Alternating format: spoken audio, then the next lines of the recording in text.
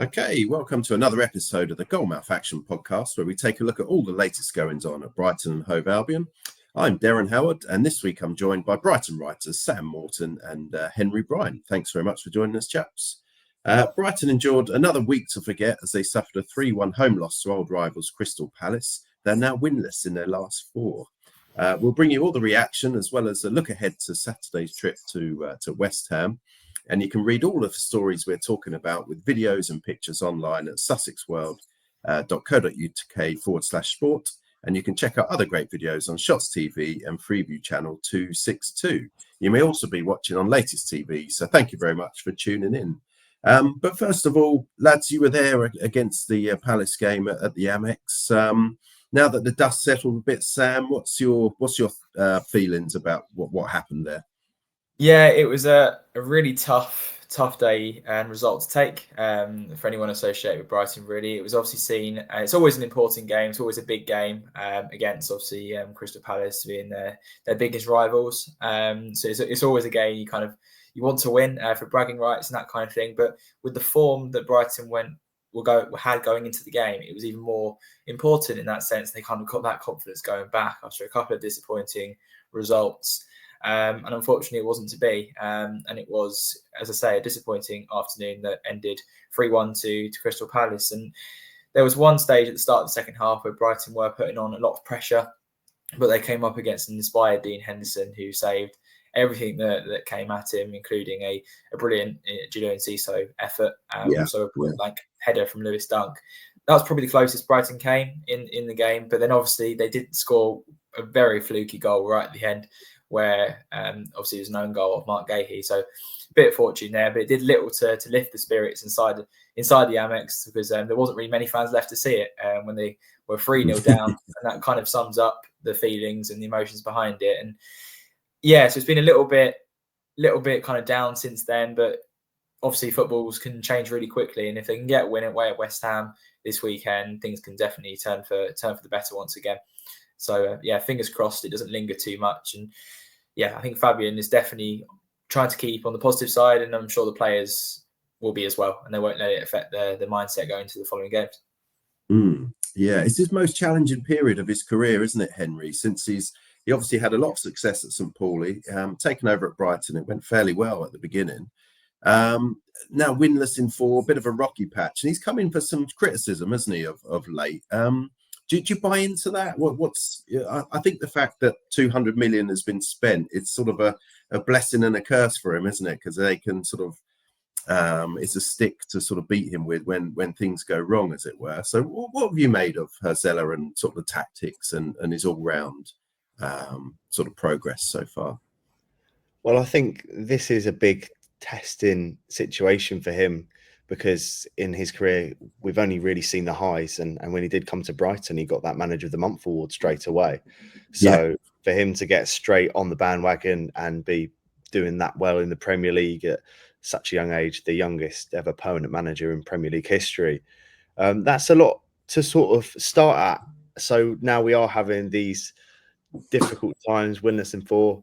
It does seem like Brighton fans are just wondering what's going on, really. And I think it does boil down to maybe a little bit of naivety, not just with the players because of the average age that we've got on the pitch being sort of in that early 20s mark, but also the fact that we have got a young manager. I think that will come with experience and just time. And time will tell if Brighton in this January transfer window do sign a few more leaders. It was another sports journalist, Andy Naylor, that's been mentioning that sort of lack of leadership due to injuries, and also players being sold in the midfield with the likes of Adam Lallana, Pascal Gross, that we ended up selling in the summer transfer window. So I do feel like Brighton, although they have spent this money, and I have been speaking to other Brighton fans and mates about it, and they're sort of on the fence with Herzella at the moment due to the fact that there has been that amount of money spent.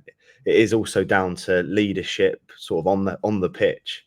I think we've seen a few blips from Herzella. I think the first one that caught a lot of people, not just the Brighton fans and the Brighton base, but also in the Premier League by shock, was the way he set up against Chelsea. It could have really been a cricket scoreline that game if Chelsea were a little bit more clinical. And some of the ways that they were setting up against Fulham, for example, that three at the back to start with, when you've never really beaten Fulham in the Premier League. He tried to shoehorn Dunk back in the team, didn't he? Yeah, I think it is just a mix of players coming back into the squad. I think Dunk as well. Like we're talking about our leaders here in terms of me as a Brighton fan, but they are sort of struggling a little bit. I mean, Dunk didn't have his best game against Palace. It's fair to say. He got turned inside out a few times and was made to look a little bit slow as well. So I think after this Christmas period, and once we're sort of into that new year, once these players hopefully have joined, because it should be a busy sort of transfer window. I know that Tony Bloom doesn't like to do that, but I think he will have to get a few leaders into the team if Brighton are to sort of turn this round a little bit. So it will be interesting. I think that's when you can judge Brighton, when you've had the highs and how they've dealt with the lows, because currently they're trying to deal with the lows. And as long as it doesn't turn into maybe an 8-game winless streak, then I think that if they're able to bounce back sooner rather than later, maybe even against West Ham on the weekend, then maybe that momentum will change. Yeah, true. Danny Welbeck, Sam, he was obviously missed against Crystal Palace. He's been brilliant for Brighton this season. He's the leading scorer with 6 goals. He's going to be out with this ankle injury still against West Ham. Fabian Herzella confirmed that in this morning's press conference. How much of a miss is that, Sam? Yeah, he's a big miss. I felt they really lacked his presence against Crystal Palace as that focal point up front. Obviously, they have so much attacking talent in the team, so it's a difficult one, isn't it? Because you know, obviously, even without Welbeck, they should have enough. Obviously, with João Pedro, Butter, Matoma, Dinger's come off the bench, Ferguson. There's just so much attacking talent in the team that you'd think that it shouldn't really matter.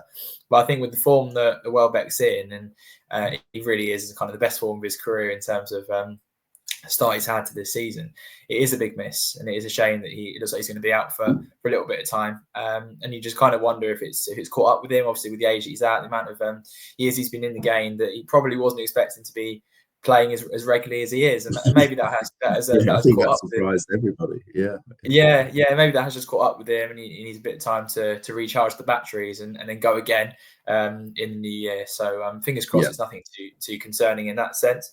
But I think there's opportunities for others to step up, none more so than Evan Ferguson, who obviously we haven't seen the best of for quite a while now. So I'm really hoping that he can get some minutes as a result. But still, it's going to be tough to get into the team, as I mentioned, with the players in those attacking ranks. But I think, see, we want to see more from him, and obviously there's been some talk about how we can get the best out of Rutter as well, who's had a kind of mixed start to life. Obviously, he's had some really good games and some not so good games as well. So it's just about finding those connections and getting the best out of all these players they have, and just trying to find that balance, because it's a difficult one to make sure you get right. But so fingers crossed. Well, but it's not too long, because as I say, he is an important part of this team. Yeah, fingers crossed. But Henry, you were speaking about leaders. Joel Veltman, he's missed the last 4 games with this muscular injury. He's going to be back to face West Ham. How important was that? They've missed him, haven't they, in his last few games? Yeah, for sure. And I mean, as small examples, you can just tell how much of a leader he is on the pitch and how well he can change a game. I mean, if we look at that Arsenal game when Declan Rice got sent off, just even little things like that, just tricks of the trade to make sure that game management, goes in your favour. That's quite a big example there. But Derren, you're right. I think that there's so much to sort of love about Joel Veltman, the way he plays. He is an all-round good personality as well. When you see interviews of him, he seems in good spirits. He can have a laugh, and I think that having someone that is able to play that full 90 minutes and hold on till the end is something that Brighton have been really lacking and really missing in these recent results, where if you go in 2-0 up against the likes of a struggling Leicester City side, for them to come back and score 2 goals, it's interesting. It's interesting. I'm hoping as a Brighton fan that's the change, because he's a real big part of the team, and it'll be nice to see him back. We were lucky enough to actually have a bit of Sorry, Derren. We were lucky enough to speak to Fabian for a little bit the other night at a Christmas event in Hove as well. And we got a bit of time to talk to Fabian, and he spoke really highly of Joel Veltman. He's one that he really kind of praised and feels really underrated in the Premier League. So I think that just speaks volumes about the impact that he's had at the club and how much of importance he is for Fabian as well, as he's obviously settled down into the Premier League. So I think, yeah, it's important that he comes back and he can make a huge difference in these really important games. Yeah, he's one of these experienced players that you talk about, isn't he? But he's out of contract at the end of the season. Another right back, Tariq Lamptey, he's also out of contract at the end of the season. Both their right backs. What does that mean for Tariq Lamptey? It looks as though Veltman will come in against West Ham, Sam. Lamptey's going to drop out. He struggled, didn't he, in the first half against Palace? He was hooked at half time. It's difficult to see where he goes, isn't it? From here, whether he's going to, is there going to be a new contract in the offering for him? It's hard to say at the moment. It's hard to say. It's funny how quickly things can change in football, isn't it? Because before that Crystal Palace game, I actually asked Fabian about Lamptey and his bit of resurgence that he's had in the team, because he scored a cracking goal at Leicester. And suddenly he was seeing more minutes than we've seen for a long time, and he's really starting to show glimpses of his electric best that we saw when he was first in Brighton shirt, especially going forward.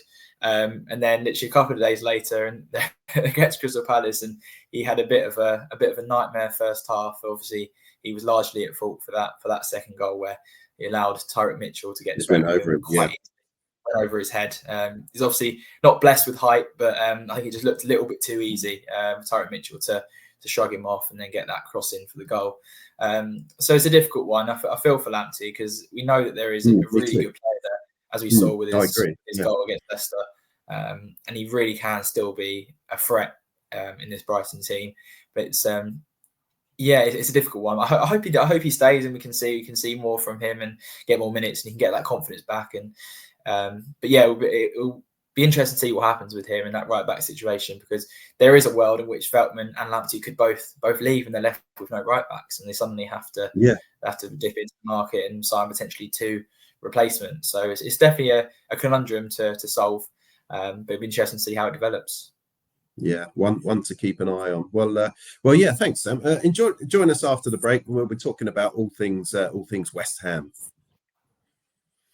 Okay, thanks very much for joining us again, Henry. West Ham this Saturday. Brighton have got a great record against them. Never lost in the Premier League. I think it's 2 wins and 5 draws against West Ham since they were promoted to the Premier League.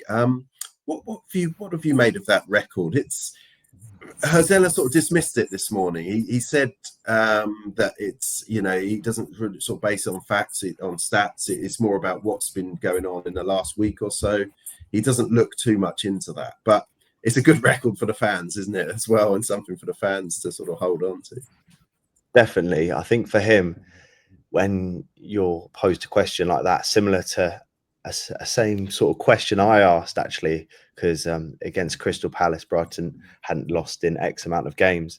It was very much. It was your fault then. It was your fault, yeah. I know, all my fault. I jinxed it. But I think in terms of those sort of stats, especially if they're positive and you're about to come up against a team, it must be quite stress-inducing, especially with a poor run of form so far. So I get why he's trying to dismiss those, because he's trying to manage expectation, but at the same time, it will be interesting to see how Brighton do against West Ham. They're 14th in the Premier League at the moment.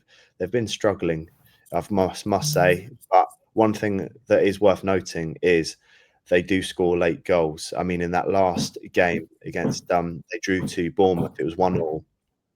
All the goals came in the last sort of 10 minutes of the game. I think they scored with Paqueta from a penalty in the 87th minute, and then Bournemouth got a goal in the 90th minute. So it will be interesting to see if Herzella and the players are able to have that full 90-minute performance that people are still looking for. Fans are still looking for that complete 90-minute performance, because Brighton are still not their best, and give it a season, they may still not be at their very best because of the potential and the youthfulness of the players. But with a record like that, you'd hope that there is some sort of result here. I think realistically, with the form that Brighton have been in, a draw here would be good enough to build some momentum and go away with a point would be nice.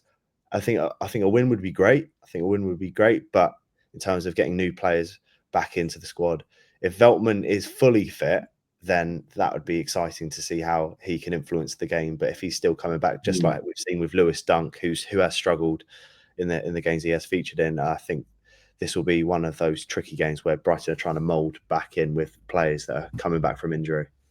Mm-hmm. Yeah.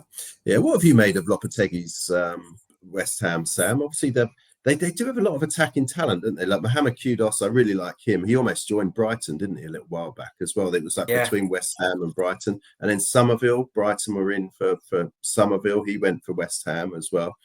Probably paid him a bit more money than Brighton were offering. But they're a good attacking players, aren't they? But they haven't quite clicked this season. Exactly. I think when I saw the signings they made in the summer, I was expecting a really strong season from West Ham. Looked like a good window for them. Yeah, really good window. You think Fulrig coming in, the striker with a lot of experience. Obviously, you mentioned Somerville, and you think those two players with Kudus and Bowen, that has the makings of a really promising and exciting attacking lineup, but it hasn't really worked out that way, and it still seems they're relying on Souček to score from set pieces, and it just seems to it hasn't really worked out for them. And I've been disappointed from what I've seen from West Ham this season. They've had some really disappointing results. Obviously, their game against Arsenal, where they were 4-0 down really, really quickly, it was incredible. And they had a bit of a resurgence and scored a couple of decent goals, including a sensational free kick from Emerson. So they do have the talent there, and the players that can produce moments out of nothing. But there is definitely something missing. They really have struggled so far this season. And you kind of felt, obviously, away at Bournemouth when they got that late penalty. 87th minute, you think, hold on, surely it's been 0-0 the entire game. You've seemingly got the winner, and yet they still managed to concede. And it wasn't an incredible free kick, so you can't put too much blame on them for that. But it just seems to sum up West Ham's season, really, that it just hasn't really been going to plan for them. So it'll be an interesting one against Brighton. But I think from a Brighton perspective, this is one that they need to win. I think to get that momentum back. They've had a few disappointing results of late, Brighton, and I think it's really important now that they just get that winning mentality back. And especially if West Ham won just one of their last 14 Premier League meetings with Brighton. So I feel like it's a game that Brighton should be confident going into.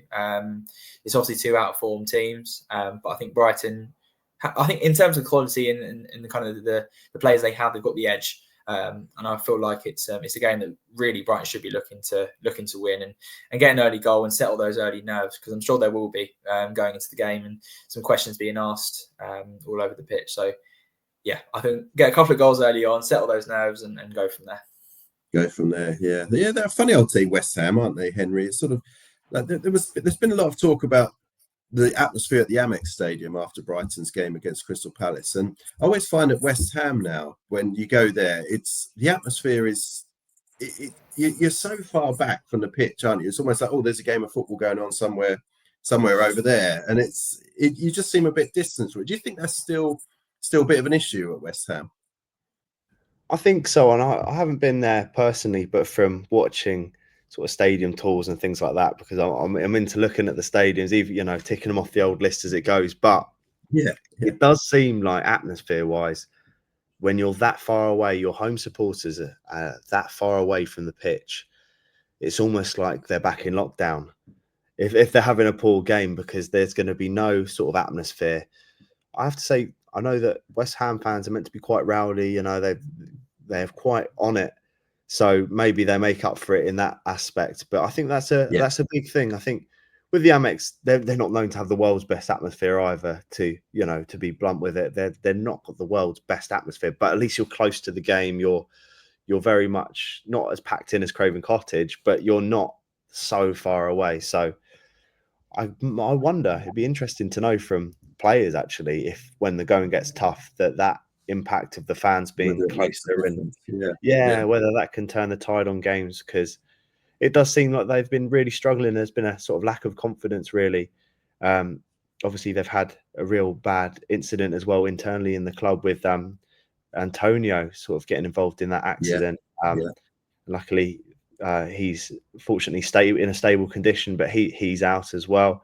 He's out. Lopetegui's father died this week as well, didn't he? He's been back for the funeral this week as well. So there's been a lot of disruption. Yeah, attending the funeral before the game, if I'm correct in saying. So it seems like they need to sort of use that to fuel their sort of mentality to get back on the horse and go for it. And that's quite a difficult thing to beat if you've got that mentality of the going's got really tough sort of in personal lives. So that's why, as a Brighton fan, I'm thinking a draw might be the result here, because they're trying to fuel the fire West Ham. They're trying to sort of make good of some unfortunate situations. Some bad situations, So we'll see. We'll see. Yeah, no, it'd be an interesting one. It'd certainly be an interesting one. Sam, we were speaking about some potential new arrivals in January. Henry was sort of highlighting the need for maybe some leaders coming in. One player who has come in, another young talent from the MLS, Diogo Gomez. He sort of flew in, arrived at Heathrow this week, and then he was given a tour of the Brighton training ground as well. Met up with Julio and Ciso, met up with Herzella. What do you think about his arrival? He can't play until January the 1st, or January the 4th will be the first game against Arsenal's first game he's available for. But nice to see him in the building, as it were, and getting ready and up to speed. Yeah, no, absolutely. It was good to see him introduced to the fans before the Crystal Palace game. It was a real high point from the day, because obviously it's a signing that we've known about for a long time, but it hasn't officially been confirmed until obviously very recently. So it's a really exciting signing. I think Herzler is very encouraged, and he's very excited to work with him, because he actually, when he was asked what role he would take, if he's going to go kind of straight into the squad, if he's going to be making appearances straight away, and he said he would be. So he's going to go straight into that kind of first team, and he'll be in with a chance of getting minutes right from the off, which is really exciting to hear. But obviously, he knows more than anyone that it's going to take time for him to adjust to a completely new league in a new country. And hopefully Julio and Ciso can really help him do that. And it could be something which actually gets the best out of Ciso as well. So hopefully we've seen them link up together at Paraguay, and quite often you see them both performing well at the same time for them as well. So I'm really hoping they can replicate that in a Brighton shirt. When Herzler was asked about it, he said he will go straight into the first team squad. He has the right attitude towards football. He loves to play, and you can feel his passion in every talk. Also, when you see him playing for Paraguay and for Inter Miami, you see that he's ready to sprint, ready to make the last step, and ready to give everything for his club. And that's something we need at Brighton. Players with passion for football, with the right attitude, and working to improve and get better every day. And there's something inside of him that's special for such a young player. So I think those words says it already. He's speaking very highly of this young man, and hopefully he can really have a good start to life in Brighton. Yeah, and that's like you say, that link up between Ciso as well will be interesting. I thought he was the one positive to come out of that Crystal Palace defeat in Ciso's second half display. So hopefully that's encouraging for them going forward. But yeah, let's move on to the score predictions. So Brighton at West Ham. Henry, what's your thoughts for that one? Yeah, I do. I know I've echoed it, but I do think 1-1 would be a good result. Obviously, it'd be fantastic to win, but I think if Brighton were able to come out of this with a solid 90-minute performance, I think that's another thing as well.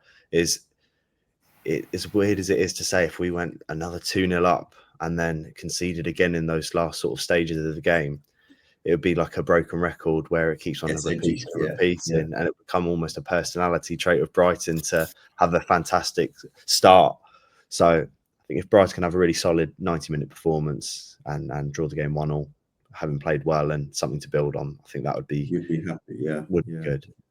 Yeah, Sam, I'm going to go with an optimistic. I think they struggle to keep a clean sheet, so I'm going to go 2-1. I think for Brighton this weekend. What do you think? I was going to say the same. I was going to say 2-1 Brighton. I mean, I was there at West Ham last season, which ended in a goalless draw. It was right at the start of this year, first game of 2024, and it was I remember that. Yeah, a pretty dour game. That was. I'm hoping as I'm going up there on Saturday, I'm hoping for a bit of a better game to watch. But I'm confident Brighton can get back to winning ways at the struggling West Ham team. So I'm going to go 2-1. 2-1. Yeah, I think there will be a good reaction from the Palace defeat. Let's hope so. But no, thanks, Sam. Thanks, Henry. You can catch up with all the latest sports news covering everything we've talked about today at sussexworld.co.uk. And you can also watch more excellent videos on shotstv.com and Freeview channel 262. But thanks very much for joining us, guys. Thank you. Cheers, Derren. Cheers.